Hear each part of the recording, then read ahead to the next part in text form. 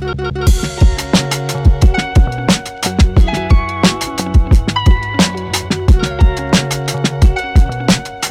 my STEEZ, what's going on? Yes, Lord, bringing you AFL Finals Week 1, man. Tips. Very interesting, bro. Seeing the position that we in, we finally, all of us have been waiting to see how this ladder is about to officially be solidified and see what teams will hold each respective spot on the ladder. And now that we're here looking at the matchups, man, I'm very excited to see what exactly is about to go down between all these teams. It's been a tight competition, at least top 1 through 9. Relatively tight, and as we near the end of the season, it was a lot of dramatics and a lot of implications. Even just one game held a lot of implications as far as what team will end up where on the ladder, man. So seeing how tight it is and how close a lot of these teams are, like 1 loss apart, 1 to 2 losses apart on the ladder, I'm excited to. I'm anticipating a very tight competition. Final series, if you don't mind, and I'm hoping for some competitive matches, man. So I'm very excited. This is the moment we all been waiting for, man. We had teams that certain patches look so dominant, and other teams, on the other hand, not look dominant, but still able to get through. And make the 8, man. So I'm excited, like I said. So let's just go ahead and get into these matchups, man. See what we have in store for us. The first match we have is the first and the fourth matchup, man. Adelaide Crows versus the Collingwood Magpies, man. And Collingwood has been very dominant a lot of the season, bro. They were looking like the team to beat for a large part of the season, the home and away season, if you don't mind. But they definitely been stumbling upon themselves as they went across the finish line. Had like 4 losses in the last 6, if I'm not mistaken. So they definitely started to struggle at the wrong time. You know, obviously, every team had a week off last week, so it'll be very interesting to see if they're able to bounce back from this particular form struggle that they're having at the moment. So, yeah, they definitely were still lucky to be able to stay into a top 4, awarding themselves a potential loss if they lose the game. So, you know, you're going against the #1 team in footy at the moment right now, and they're very hot. They haven't lost, I believe. Speaking of Adelaide, haven't lost since round 14, I think. So that's not a team that you really ideally would have been going against, but you know, that's what's in the cards for them, and they did it to themselves, losing all these games. Yeah. So just in case anybody's new here and doesn't really know the format, the layout for finals, which is the playoffs, if you don't mind, for the AFL. The first 1, 2, 3, and 4, the seeds on the team, the seeds on the ladder are able to afford a loss and still be in the competition in the playoffs. It's not a one and done for those 4 teams in particular. You have elimination finals who are 5 through 8, so 5 will play 8 and 6 will play 7, and the winner of those 2 games will end up playing the loser of the 2 qualifying finals, which are 1 and 4 and 2 and 3. Hopefully that's very simple to understand, man, but it's definitely a unique style of playoffs and finals. So, yeah, it's not a one and done for Adelaide or Collingwood, but yeah, it's still very beneficial to be able to win these games and award yourself a week off. So, yep, that's what we got, man. So Adelaide versus Collingwood, bro. Adelaide has been a very dangerous attacking side all season, bro. Had the ups and down patches, so. But they've been very consistent, though, I'll say, for the most part. Have a very dangerous midfield. The forward line, I've been saying all season, has been so dangerous, bro. You have so many different key weapons up there that the teams all season really have been struggling to be able to stop. And their defense has been very good as well. I don't think they really get talked about as much, more so their attacking style of footy and the danger of the forwards, but their defense has been standing up all season, and you can tell because offense ain't just gonna get you the #1 seed on the ladder. You got to play a little bit of defense as well, and they have a number of defenders who have improved and really brought their A game. So Adelaide is definitely a force to be reckoned with. I don't think I could tip Collingwood against Adelaide, mostly because Adelaide just hasn't lost in quite a long time, and Collingwood isn't really in the front seat, if you don't mind, as far as just how much they've been struggling, bro. They've been struggling quite a lot. The age look like it's been a problem.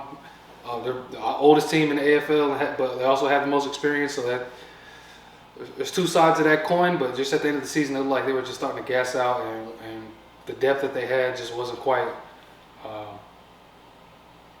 effective, bro. Like, and a lot of the times, like when earlier in the season when they were playing their best footy, they had players in and out. They had a bunch of players out, and just had the depth that the depth really was there, bro. And you know, they had like a lot of key players out, and they were still able to win matches. It just looked like their system and their brand of footy was just held up no matter which player was in, which player was out. And you know, that's not something that we're really seeing toward the end of the season. So just currently off form, I think I have to go with the best team in the competition, and that'd be in Adelaide. We also need to keep an eye on Isaac Rankin's absence. Obviously, we know his comments have landed on 4-game suspension from the AFL, so he won't be here this final series. And that's a very key player for Adelaide, so it'll be very important to see. It'll be very interesting to see how they play without the services of Isaac Rankin. Now, my bad. This Geelong and Brisbane matchup, I'm very excited for this one. Geelong's just a dangerous attacking team as well. They're the best mark inside 50 team. And most of that is due to Jezza Cameron. He's ended the season on a very hot streak. Maybe fizzed out just a little bit against the weaker teams last couple games of the season. But really the last quarter of the season, he was just going crazy. With one game being 11 goals in a game. And that's obviously just not as common as it used to be back in the day, but 11 goals from one player is just a very big feat, bro. And it just goes to show that he still got it. He might be getting older, but he's still definitely a premier forward in the competition. Has a midfield that's able to lace the ball out to him, give him silver service, and he's not the only dangerous forward there. That's the thing, too. They have Ollie Dempsey, who's a very good wing, who has proved how valuable he is for the team by pushing forward and being able to kick goals as well. They have some midfielders who can kick goals. Geelong, you have Shannon Neal too. So you have a couple small forwards over there who are still dangerous as far as kicking goals too. So there's just a lot to handle, bro. They have a good defensive system. They have great defensive players over there as well. So they're a very well-rounded team, and I think they've been real quiet. They're a very quiet second 2 seed on the ladder. Nobody really has been talking about them in the middle patch of the season when they were hovering around like the bottom 4 half of the 8. And they're just a very consistent team, and they just proved really over the years and under Chris Scott that they've just been able to be competitive, switching pieces out in the midfield, and it just doesn't matter, bro. They're just very good, bro. I really like the team. And Brisbane, Brisbane's a very good team as well. They're just very consistent, the reigning premiers. They have a lot of dangerous attacking players as well. Logan Morris in particular, who has been great at filling the void that Joe Danaher, not janitor, the void that he left after retiring this past season. And yeah, and we all have seen there's certain patches of the season where Eric Hipwood has broke the game open as well. So I think they're going to need a very good final series from Eric Hipwood. Charlie Cameron has been prone to go missing sometimes during the season as well, so they're going to need his services as well, especially in this game against Geelong, who's number 2 on the ladder. But yeah, Brisbane definitely has it in them as well. They are missing a couple pieces, which might hurt them, but they've been very consistent. And yeah, this is one of the more exciting finals games. I'm going to tip Geelong. Obviously, you can tell how positive I've been raving about them. I think they're a sleeper team, even though they are number 2. Yeah, the consistency just goes a long way as far as me being able to trust them, and I think I'm definitely about to go with them just off the potential of how game-breaking they can be, bro, when it comes to serving the ball up in the forward half and then being able to make the most of their opportunities. So going Geelong here. Brisbane definitely has experience to be able to offset that, but I just feel more safe picking Geelong this game. So going Geelong there in the second qualifying final. And now we'll go into the do or die moments. the do or die games where you cannot afford a loss, or you're going home. Win or go home if you don't mind. First elimination final, we have GWS versus the Hawks. And the Hawks have been having a tough time toward the end of the season as well. Stumbled across the finish line as well too. Just made the 8. Obviously making the 8th spot. I thought at one point in the season, probably the last 2 or 3 games, I was looking at the schedule and I was like, oh man, they picked the wrong time to really have some key injuries. And you know, maybe if there was another game or two, if the season was extended like another game or two, I think the Hawks actually might not have made finals. But nonetheless, here they are. They're going against GWS, who is also another sleeper team, I would say. They're the best transition team as far as moving from the defensive half to the forward half that's left in finals. I also think that their kicking efficiency is pretty good, if I'm not mistaken. They have the best kicking efficiency out of everybody that's here. But yeah, they're not very consistent. I think they just have their moments where they had a lot of points during the season where they weren't transitioning the ball as well as they can. But it seems like they may have gotten that fixed. They're a great intercepting team as far as from a defensive perspective. Toby Green is obviously a very dangerous player as well going up forward. They have some dangerous options going up forward as well. They have a strong midfield when they're playing their best footy. So it just depends on what Hawks team we see, bro. We've seen a broken Hawks team at times during the season, but also there's been moments where you see the Hawks and they look like they could flirt with the idea of being the best team in the AFL as well. So, oh man, I just think the way that the season has ended, I think I'm gonna go GWS. I don't think it particularly be an ass whooping, but I think GWS has done enough for me to think that they can win this match. They finished the season pretty strong. They lost to the Bulldogs in that very uncharacteristic-like game in round 21, but they got their shit together after that. And really before that, that was really the one hiccup that they had. Other than that, they haven't lost a game since round 13. So, yeah, I think GWS just has been the more consistent team. They've been the better team form-wise, and I think that their brand of footy is just they know what they have to do. They know what they're supposed to do.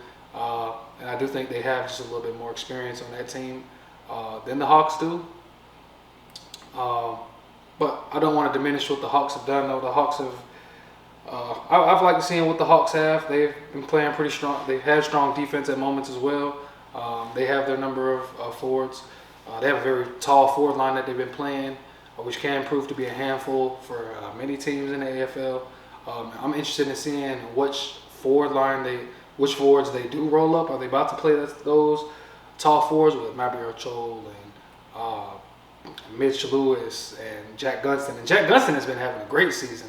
He had a great season all year. I think he made the All-Australian squad, and I don't think many people had that on their bingo card, if you don't mind. But yeah, he's proved to be very valuable for the forward line there. They have some small forwards who are very dangerous, who can roll up into the midfield as well. So yeah, it should be a very good competitive match between the two of these teams. But like I said, I think there's only one game difference between each of these teams. But I think just GWS has been more consistent, and they really been playing better footy as of late. So I think I have to be safe and go with GWS, and unfortunately eliminating the Hawks and send them home after a good season that they had. So that's how I'm about to go with that one. And then this last elimination final, I have Freo versus Gold Coast, and this one should be interesting as well.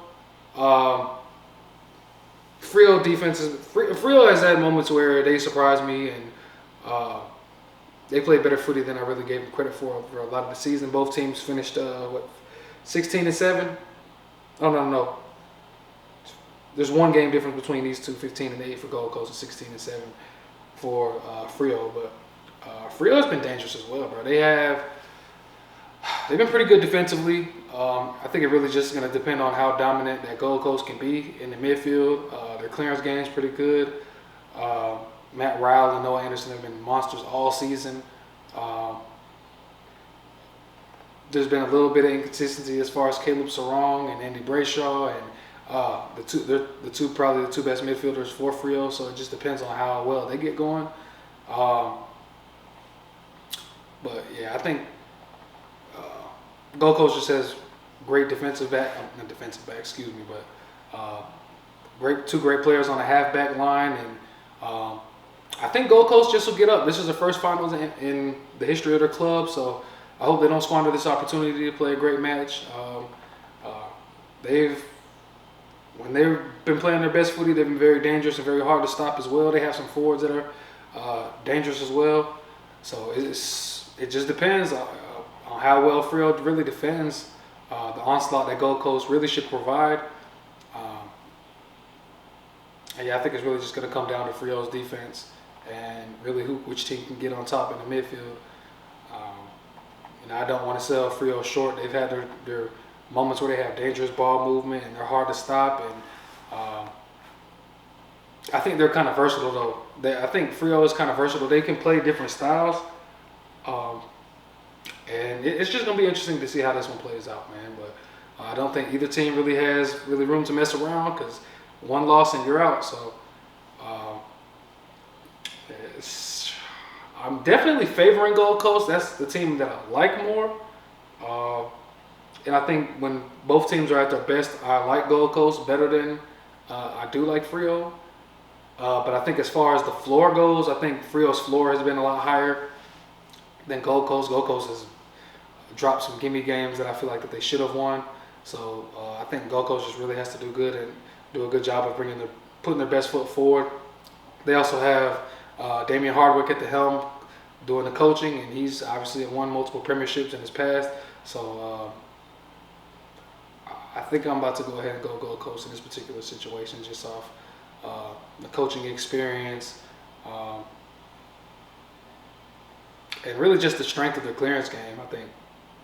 So that's where I lie, man. Hopefully I get these right, man. It'll be interesting to see how these play out. I'm very excited to watch all these teams play. I think each matchup should be good. I mean, sometimes teams get blown out and don't quite bring it. So, I mean, every game probably isn't going to be competitive, because that's just how it is. But yeah, I'm excited to watch these games, man. So let me know what you think in the comments, man. Whether you agree, disagree, all that, man. Like, comment, subscribe, all the YouTube shit, man. A couple hours. First qualifying final is going to be coming up in just a little bit. So make sure that you're there, man. Enjoy the footy with us. And get ready for Adelaide versus Collingwood, man. See if Collingwood can be on the bounce back team, or if Adelaide's about to continue to do more of the same. Yes, Lord.